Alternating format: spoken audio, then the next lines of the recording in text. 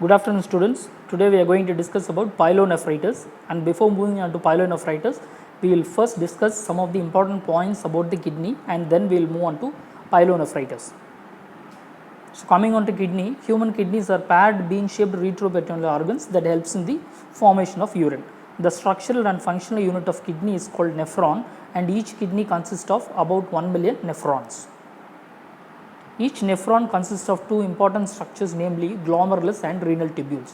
Glomerulus are nothing but a tuft of capillaries that forms a protein-free filtrate from the blood, and renal tubules that processes the filtrate to form urine. Each renal tubule consists of proximal convoluted tubule, loop of Henle, distal convoluted tubule and collecting duct. And this is the cross section of the normal adult kidney, which shows the outer lighter zone which is called as outer cortex and the inner darker zone which is called as inner medulla, and below that you can see some yellow colored tissue which is nothing but the renal pelvis. So the cut surface of kidney shows a outer lighter zone which is called as cortex and the inner darker zone which is called as medulla. The renal cortex forms the outer rim of the kidney and it contains all the glomeruli and about 80% of the nephron tubules. Renal medulla is composed of 8 to 18 cone shaped structures which are all called as renal pyramids, and apex of each pyramid is called as renal papillae and contains the opening of each renal pyramid for passage of urine collected from the collecting duct and goes down into the minor calyces. So all the urine that get collected in the renal papillae will get drained into the structures which are called as minor calyces. The minor calyces, which are all 8 to 18 in number, collects urine from renal papillae and drain to the major calyces. The renal pelvis is a funnel shaped collection area of the urine for drainage into the ureter. So the urine that gets drained from the renal pyramid or the renal papillae into the minor calyces, which in turn get drained into the major calyces, which in turn get drained into the renal pelvis, and after getting drained into the renal pelvis, they will reach the ureter and then the urinary bladder, then the urethra and to the exterior. So these are all the structures we have discussed now. The outer rim forms cortex and the inner medulla is there, and the inner medulla is composed of many cone shaped structures which are all called as renal pyramids, and apex of the renal pyramids forms the renal papillae which is getting opened into the minor calyces, which in turn gets drained into the major calyces and the renal pelvis.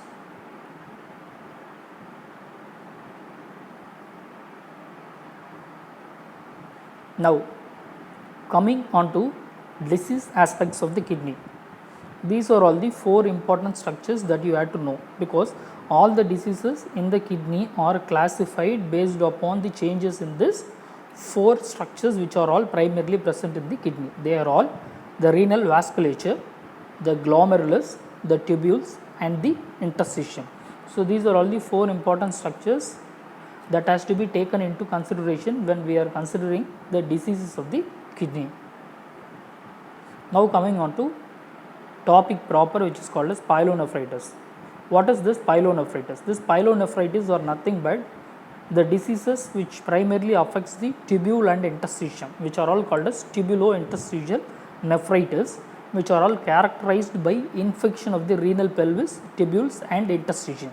So renal pelvis, tubules and interstitium are the primary components of kidney that are affected in the pyelonephritis, and it can be classified broadly into 2 types. They are all acute and chronic pyelonephritis. Coming on to acute pyelonephritis, this acute pyelonephritis or tubulointerstitial nephritis always has a rapid clinical onset and is characterized histologically by interstitial edema, often accompanied by leukocytic infiltration of the interstitium and tubules and focal tubular necrosis. And what are all the predisposing factors for this pyelonephritis? Urinary tract infection or obstruction, urinary tract instrumentation, vesico-ureteral reflex, pregnancy, pre-existing renal lesions, diabetes mellitus, immunosuppression and immunodeficiency.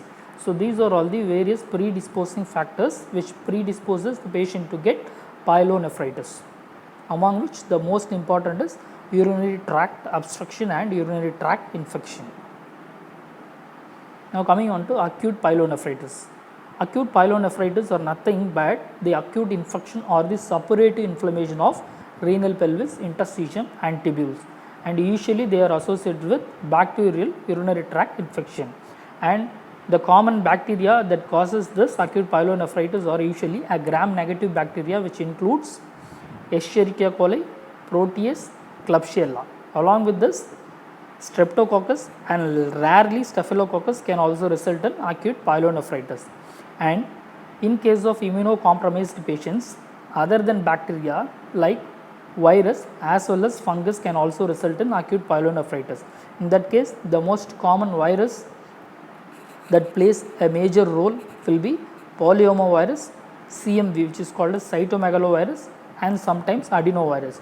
And coming on to fungi, Candida is the most common fungi that causes granulomatous inflammation in the kidney. Now coming on to pathogenesis, how this occurs. The root of infection will be the infecting organisms are derived from the patient's own fecal flora. So this is the important thing that you have to know. So it is a kind of endogenous infection in which the affecting or the infecting organisms are derived from the patient's own fecal flora. And primarily there are two modes of spread. One is the most common type, which is called as ascending infection through urinary tract infection, and another one occurs through hematogenous spread in case of septicemia and in cases of local infection like infective endocarditis. So these are all the two primary routes by which this acute pyelonephritis occurs, among which the most common type will be ascending infection, which is caused by gram-negative bacteria or gram-negative bacilli, resulting in lower urinary tract infection.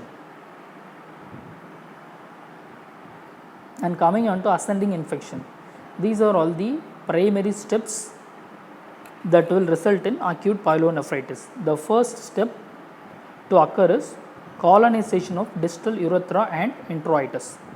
So what is this colonization of distal urethra and introitus? Is that the first step that occurs in ascending infection. What happens in this primarily is that there will be the attachment of the bacteria into the urothelial epithelium that lines the urethra, and this occurs primarily due to a presence of adhesive molecules, which are all called as adhesions over the P. fimbriae or pili of the bacteria. And it is important to know that there are all something which are all called as PAP gene, which are all called as pyelonephritis associated pili gene, which encodes some of the structures or some of the adhesive molecules which play an important role in causation of ascending pyelonephritis. With the help of this gene, the adhesive molecules get adherent or get fixed to the urothelial lining that lines the urethra, which is the first step in the ascending infection, which results in colonization of distal urethra and introitus in case of female. Then from the urethra, the organism has to reach the urinary bladder, which is the second step. So that is called as urethra to bladder during instrumentation. So the first step, the organism has got fixed or adhered to the distal urethra. The next step is the organism ascends from the urethra to the urinary bladder above. This primarily occurs due to instrumentation always, but in the absence of instrumentation, it primarily occurs in females. This is due to the short length of urethra in female, the hormonal changes that primarily occurs in female, which causes the adhesive molecules to be active so that the organism gets easily attached to the urothelial lining of the ureter. And the next is that the absence of the antibacterial agents, which are all primarily present in prostatic fluid, which are all present in male. And fourth one is the trauma which is undergone by the urethra during sexual intercourse in case of females. So these are all the four causes why the lower urinary tract infection or the ascending infection is more common in females when compared to males. So this is the second step which occurs in ascending infection. And coming on to third step, which is nothing but multiplication in the bladder, which means the organisms that have reached the urinary bladder will go for multiplication. This will not occur in case of normal people because of constant voiding of urine, but this will occur in the people where there is defect in the vesico-uretral junction or vesico-uretral valve, which result in vesico-uretral reflex, and also some other reflex which is called as intrarenal reflex. So we will see what are all these vesico-uretral reflex and intrarenal reflex. Now you assume that there are all some of the bacteria that have entered the bladder.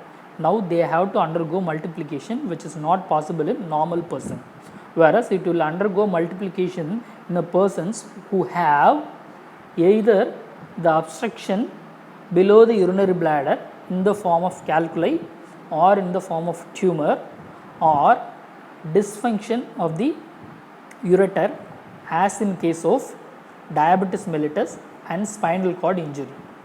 So this is called as neurogenic bladder.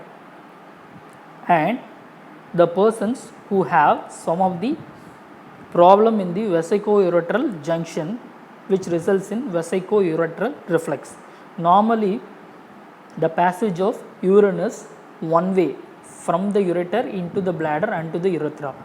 What is this vesico-uretral reflex is that there will be the reflex of certain amount of urine from the bladder into the ureter again due to some of the defect in the vesico-uretral valve or vesico-uretral dysfunction, which is called as vesico-uretral reflex. So the primarily the term vesico-uretral reflex means the expulsion or the reflex expulsion of the urine from the bladder into the ureter due to the presence of some of the defect in the vesico-uretral junction or vesico-uretral valve.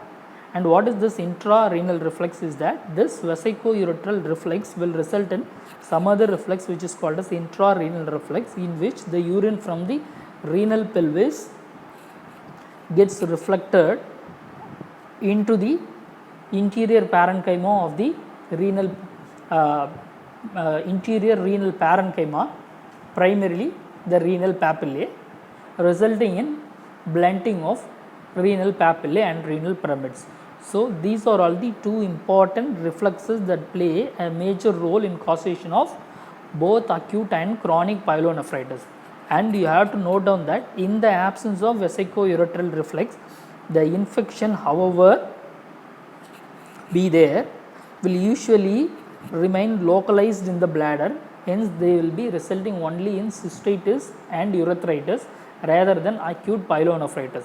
So vesico-uretral reflex and intrarenal reflex along with the lower urinary tract infection, which are all caused by gram-negative bacilli, will play a major role in causation of acute pyelonephritis.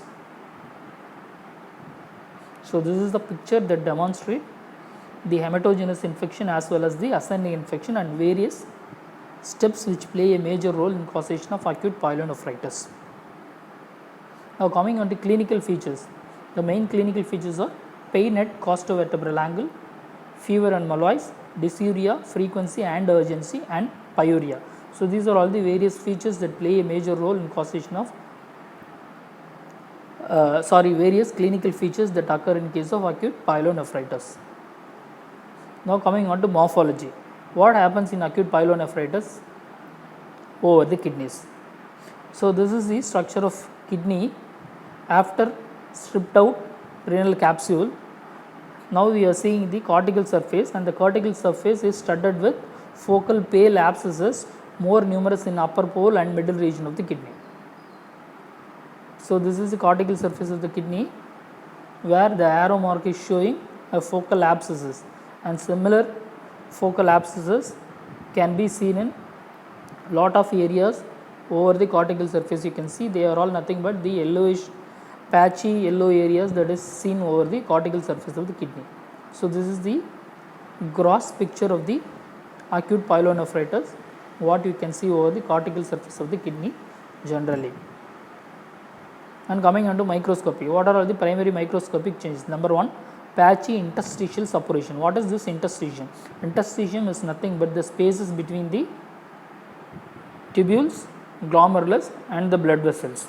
So there will be patchy interstitial suppuration, which means the patchy collection of neutrophils in the interstitial space. And number two, intratubular neutrophils, which means that the renal tubules will show the aggregate of the neutrophils, which are all called as intratubular neutrophils. Primarily, the neutrophils will be seen inside the tubules only, after which the neutrophils will get extended through the tubules into the interstitium, causing patchy interstitial suppuration.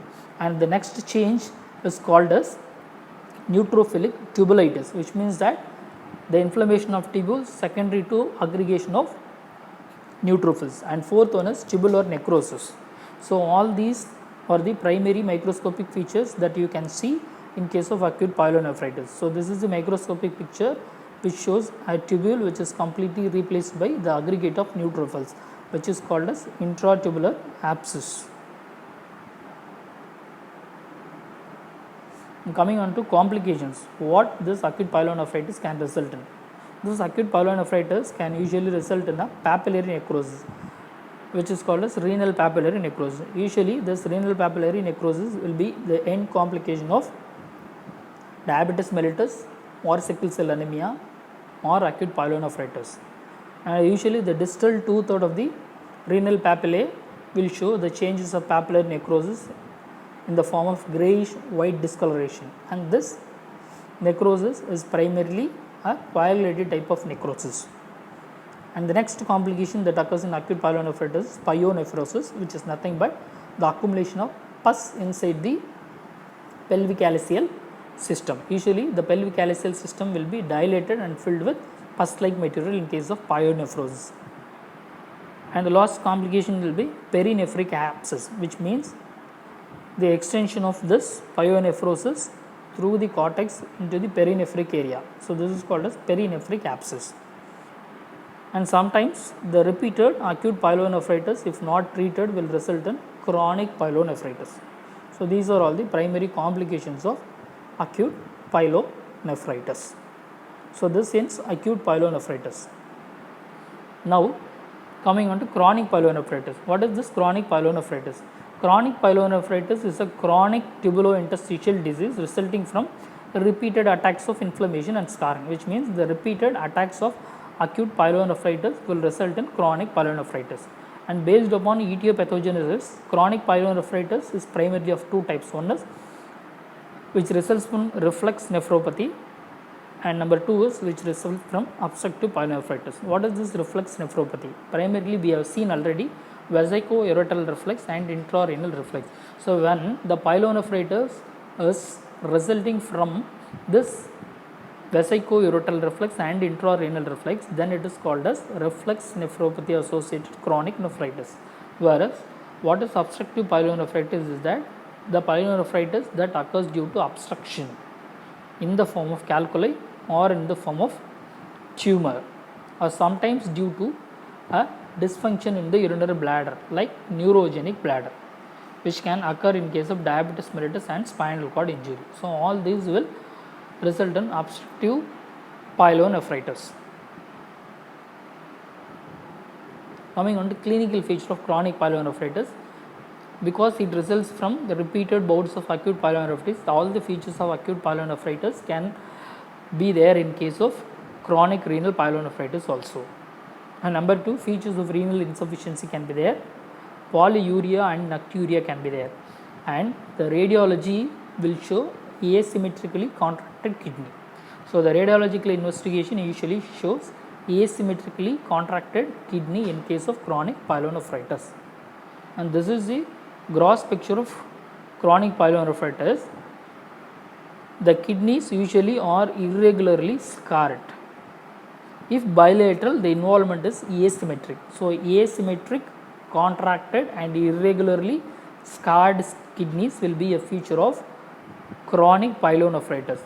So this is in contrast to chronic glomerulonephritis, in which if there is bilateral involvement of kidney, you will always see a symmetrically contracted and scarred kidney.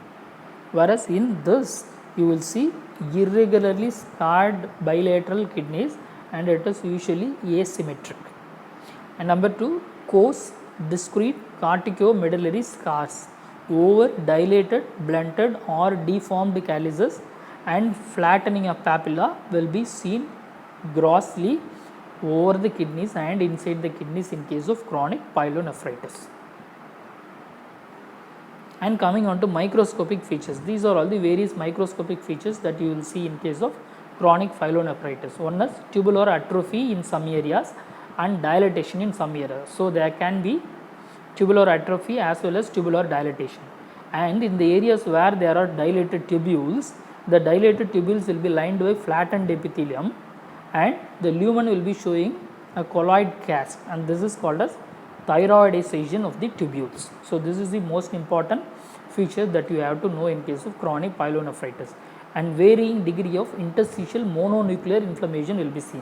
Whereas in acute pyelonephritis, you will primarily see a neutrophilic infiltrate, whereas in chronic pyelonephritis, you will see mononuclear inflammatory infiltrate in the interstitium in the form of lymphocytes and plasma cells. Sometimes, rarely, you will see the admixture of eosinophils as well as the neutrophils always. And you can see periglomerular fibrosis. So around the glomerulus there will be changes of fibrosis, sometimes you can see, and obliterative intimal sclerosis of the arterioles in the scarred area will be seen. So these are all the various microscopic features that you can see in case of chronic pyelonephritis. So this is the picture of chronic pyelonephritis,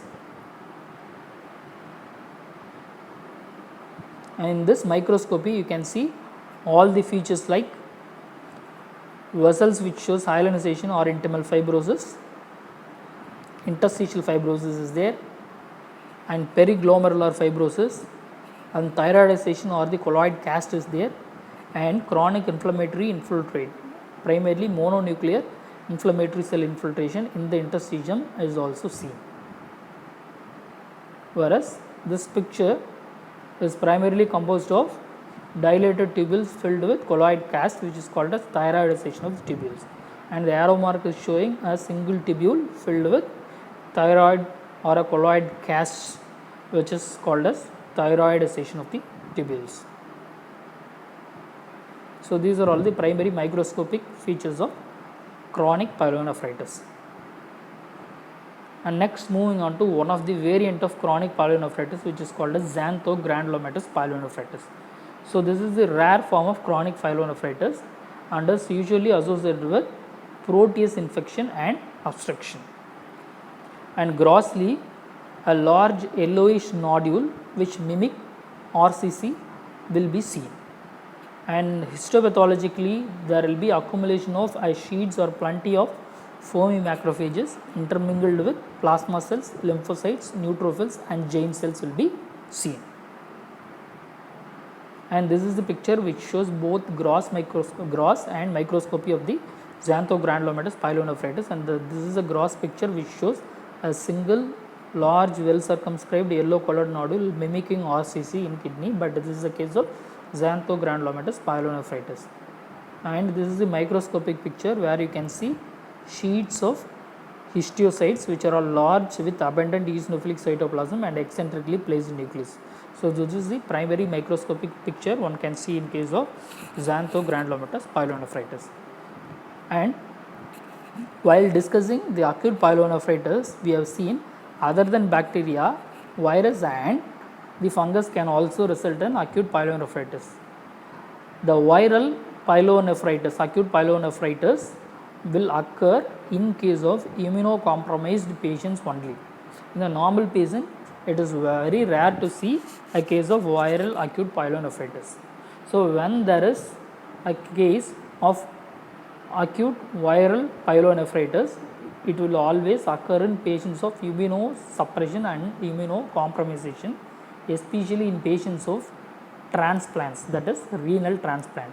In that case, the microscopy of the viral acute pyelonephritis will show a viral cytopathic effect. This viral cytopathic effect is nothing but the epithelial lining or the epithelial cells which lines the renal tubules will show nuclear enlargement, nuclear clearing and intranuclear inclusion. This is called as viral cytopathic effect, and this can be asked as 1 mark or 2 mark for you. So what is viral cytopathic effect is nothing but the changes that occurs in the nucleus of the epithelial cells that lines the renal tubules in the form of nuclear enlargement, nuclear clearing and intranuclear inclusions. So this is all about acute pyelonephritis, chronic pyelonephritis and xanthogranulomatous pyelonephritis. So this ends today's session. Thank you.